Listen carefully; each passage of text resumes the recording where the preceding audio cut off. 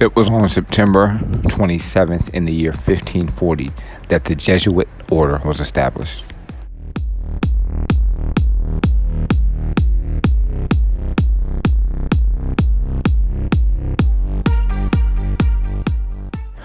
In Rome, the Society of Jesus, a Roman Catholic missionary organization, receives its charter from Pope Paul III.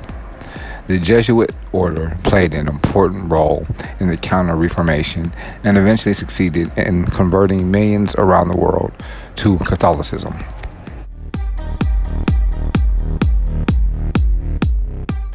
The Jesuit movement was founded by Ignatius de Loyola, a Spanish soldier turned priest, in August 1534. The Jesuits, Ignatius, and 6 of its students took vows of poverty and chastity and made plans to work for the conversion of Muslims. If travel to the Holy Land was not possible, they vowed to offer themselves to the Pope for apostolic work.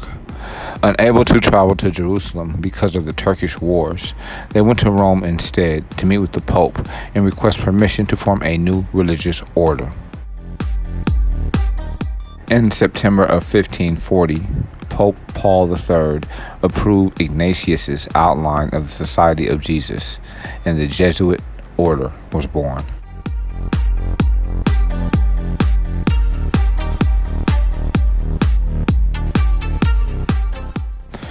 Under Ignatius's charismatic leadership, the Society of Jesus grew quickly. Jesuit missionaries played a leading role in the Counter-Reformation and won back many of the European faithful who had been lost to Protestantism. In Ignatius's lifetime, Jesuits were also dispatched to India, Brazil, the Congo region, and Ethiopia. Education was of utmost importance to the Jesuits, and in Rome, Ignatius founded the Roman College, later called the Gregorian University, and the Germanicum, a school for German priests. The Jesuits also ran several charitable organizations, such as one for former prostitutes and one for converted Jews. When Ignatius de Loyola continued his eternity in July of 1556, there were more than 1,000 Jesuit priests.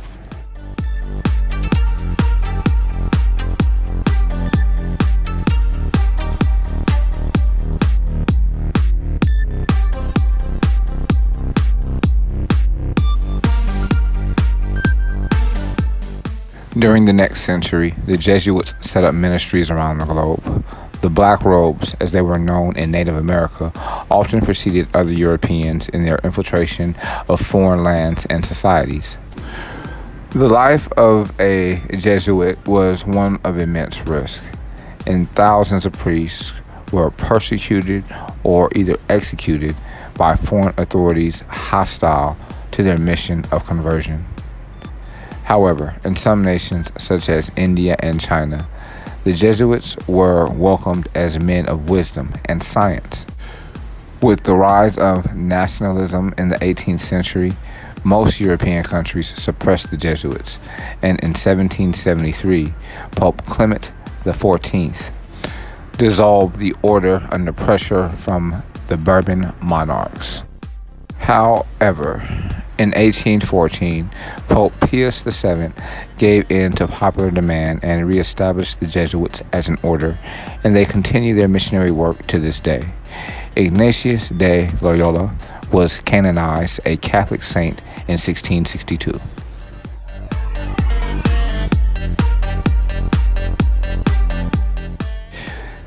It was September 27th in the year 1779 that the Continental Congress appointed John Adams to travel to France as minister plenipotentiary in charge of negotiating treaties of peace and commerce with Great Britain during the Revolutionary War.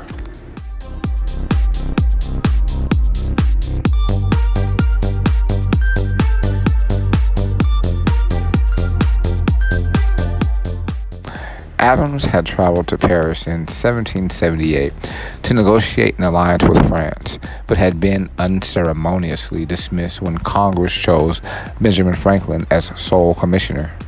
Soon after returning to Massachusetts in mid-1779, Adams was elected as a delegate to the state convention to draw up a new constitution. He was involved in these duties when he learned of his new diplomatic commission. Accompanied by his young sons, John Quincy and Charles, Adams sailed for Europe that November aboard the French ship Sensible. Sensible sprang a leak early in the voyage and missed its original destination, Brest, instead landing at El Ferro in northwestern Spain. After an arduous journey by mule train across the Pyrenees and into France, Adams and his group reached Paris in early February 1780.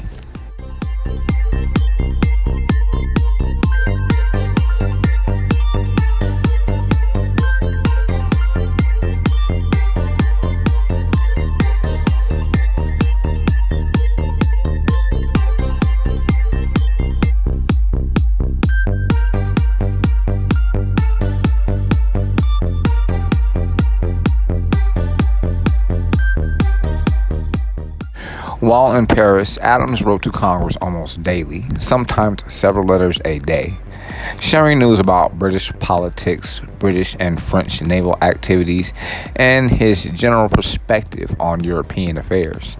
Conditions were unfavorable for peace at the time, as the war was going badly for the Continental Army, and the blunt and sometimes confrontational Adams clashed with the French government, especially the powerful foreign minister Charles Gravier, Comte de Vergennes.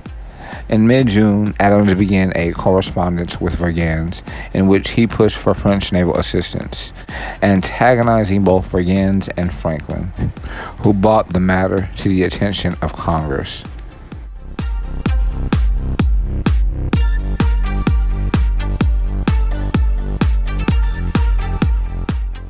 By that time, Adams had departed France for Holland, where he was attempting to negotiate a loan from the Dutch. Before the end of the year, he was named American Minister to the Netherlands, replacing Henry Lawrence, who was captured at sea by the British. In June of 1781, capitulating to pressure from Vergennes and other French diplomats, Congress acted to revoke Adams' sole powers as peacemaker with Britain, appointing Franklin, Thomas Jefferson, John Jay, and Lawrence to negotiate alongside him. The tide of war was turning in America's favor, and Adams returned to Paris in October of 1782 to take up his part in the peace negotiations. As Jefferson didn't travel to Europe and Lawrence was failing in health after his release from the Tower of London, it was left to Adams, Jay, and Franklin to represent American interest.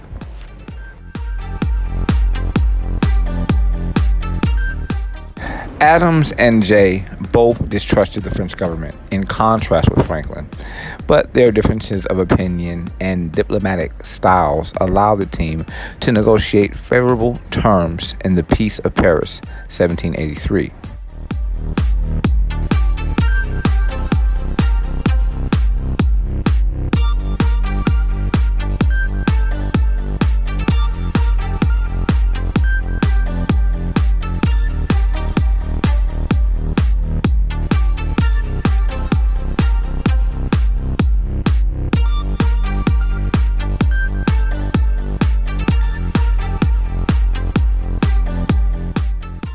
The following year, Jefferson arrived to take Adams' place as American minister to France, forming a lifelong bond with Adams and his family before the latter left to take up his new post as American ambassador to London and continue his distinguished record of foreign service on behalf of the new nation.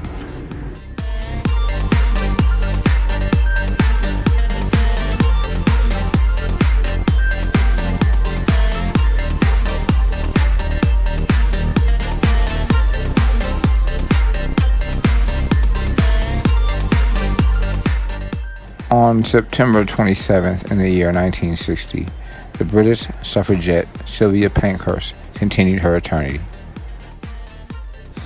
Born in Manchester, England in 1882, Sylvia Pankhurst was the daughter of Emmeline Pankhurst, a champion of women's suffrage who became active in the late 1880s. Sylvia won a scholarship to the Royal College of Art and in London divided her time between her studies and involvement in her mother's campaign to win women the right to vote. With her mother and older sister, Christabel, she helped found the Women's Social and Political Union, WSPU, in 1903, a political organization dedicated to achieving equality between the sexes, with an emphasis on female enfranchisement.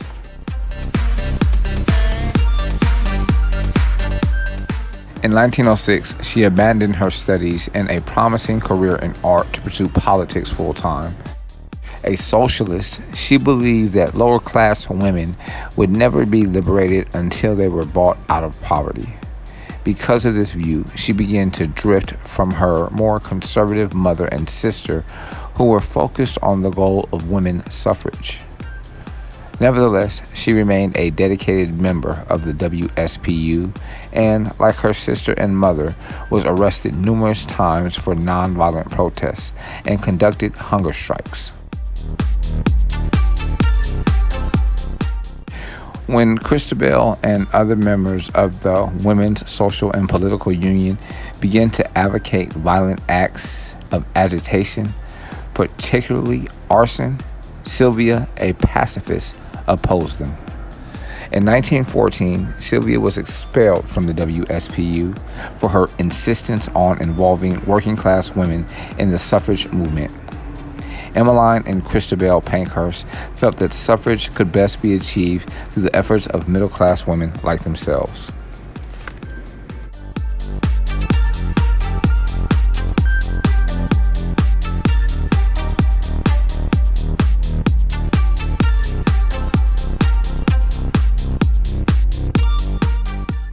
Bringing leftist politics into the movement, they reasoned, would only inflame the British government.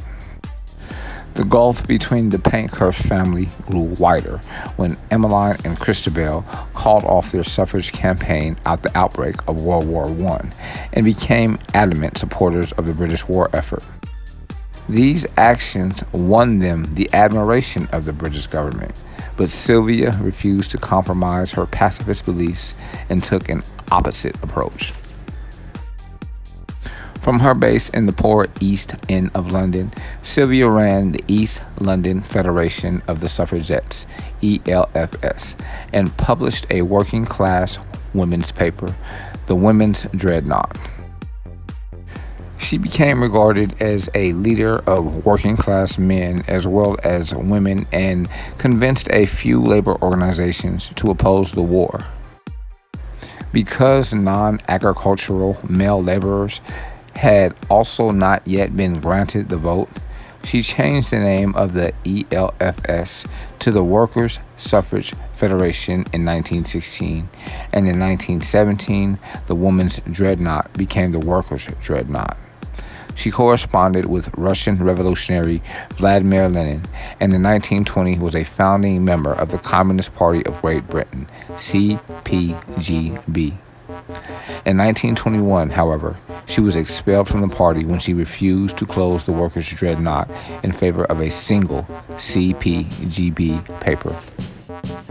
Britain granted universal male suffrage in 1918. Soon after, women aged 30 or over were guaranteed the vote. In 1928, the voting age for women was lowered to 21, the age that men could vote. By then, Sylvia Pankhurst had shifted her energies to opposing racism and the rise of fascism in Europe. In 1935, she campaigned vigorously against the invasion of Ethiopia by fascist Italy and founded the New Times and Ethiopian News to publicize the plight of Ethiopians and other victims of fascism. Later, she also helped settle Jewish refugees from Germany. In 1956, Ethiopian Emperor Haile Selassie invited her to live in Ethiopia, and she accepted the invitation. Although in her 70s, she founded the Ethiopia Observer and edited the paper for 4 years. She continued her eternity on September 27th in 1960 and was given a state funeral by the Ethiopian government in recognition of her service to the country.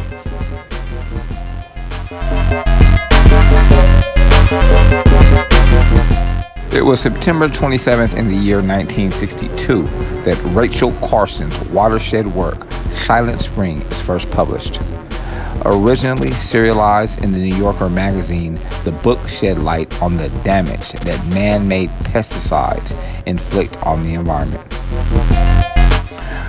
Rachel Carson's Silent Spring publication is often viewed as the beginning of the modern environmentalist movement in our nation.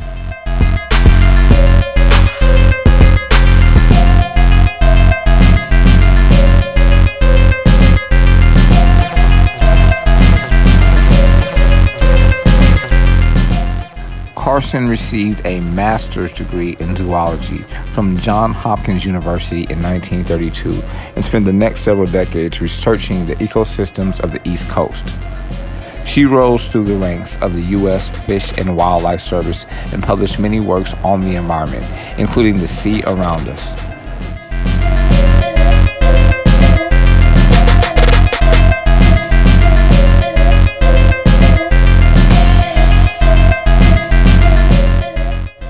Being observant, in the late 1950s, she became concerned by reports of unintended effects insecticides were having on other wildlife, and the Audubon Society approached her about writing a book on the topic.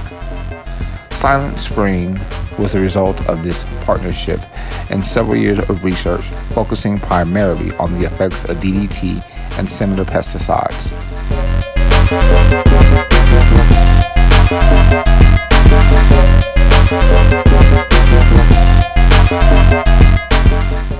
Ms. Carson was diagnosed with breast cancer during this time, causing the book's publication to be delayed until 1962.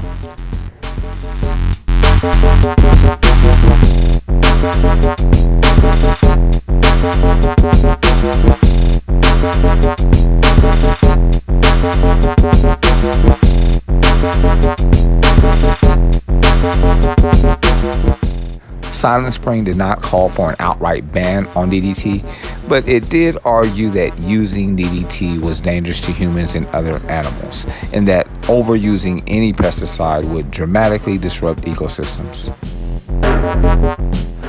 Carson met with staunch criticism, largely from the chemical industry and associated scientists. She was called a fanatic defender of the cult of the balance of nature, and probably a communist, among other things. But the firestorm around her drew attention to a problem Americans were finally ready to acknowledge.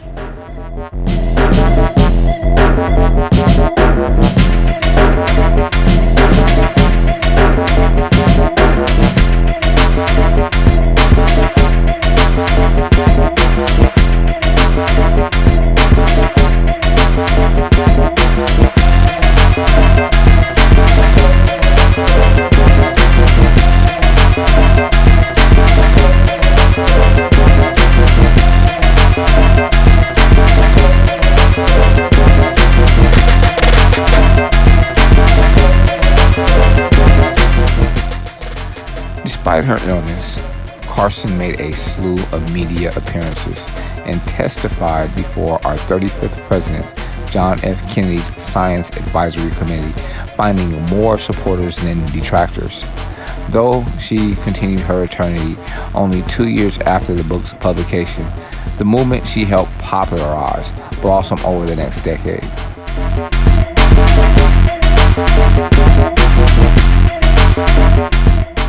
Her successors fought for the creation of the EPA, or Environmental Protection Agency, formed in 1970, and her arguments were instrumental in securing a nationwide phase-out of DDT, which began in 1972.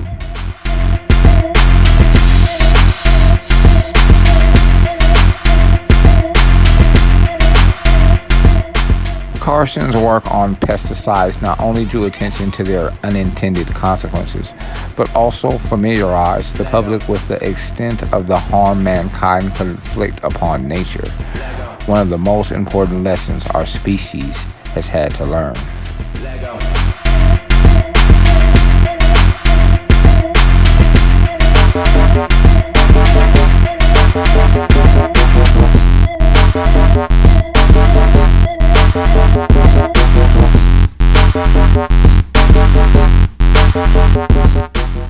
It was September 27th in 1989 when Hollywood socialite Zsa Zsa Gabor, on trial for slapping a police officer, stormed out of the courtroom in the middle of the district attorney's closing argument.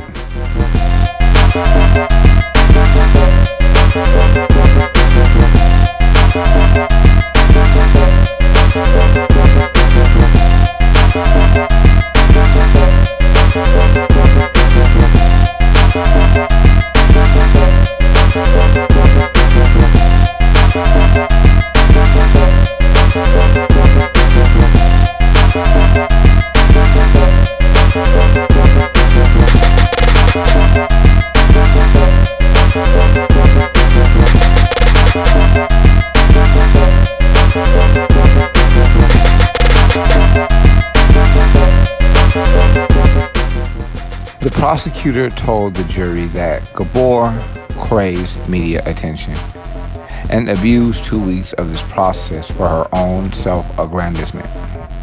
Although her attorney objected when the prosecutor said, "The defendant doesn't know the meaning of truth," Gabor was already running out in tears.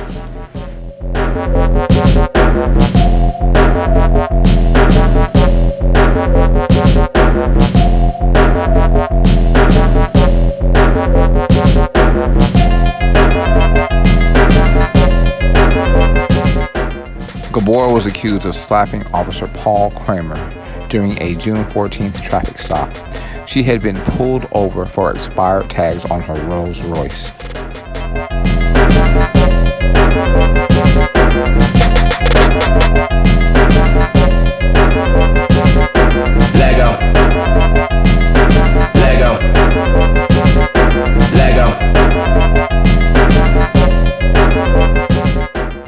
As Kramer checked for other violations, including having an open container of alcohol in the vehicle and an expired license, Gabor drove off. When the officer chased her down and pulled her over again, Gabor slapped him. Zsa Zsa did allege that the slap had only been acted out in self-defense because Officer Kramer used excessive force in arresting her. She said that her treatment by the police was like Nazi Germany.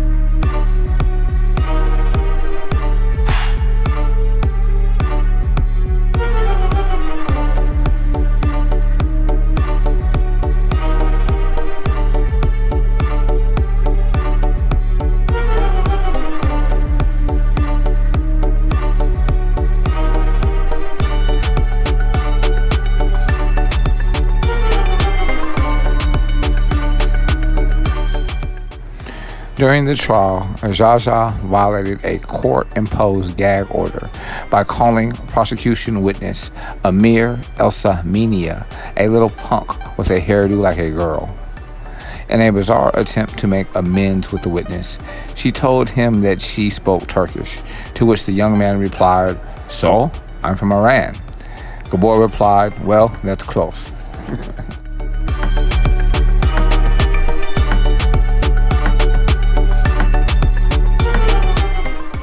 Later that day, the beautiful Zsa Zsa Gabor was convicted and sentenced to 72 hours in jail, 120 hours of community service, and $13,000 in fines and restitution. Zsa Zsa Gabor continued her eternity in 2016.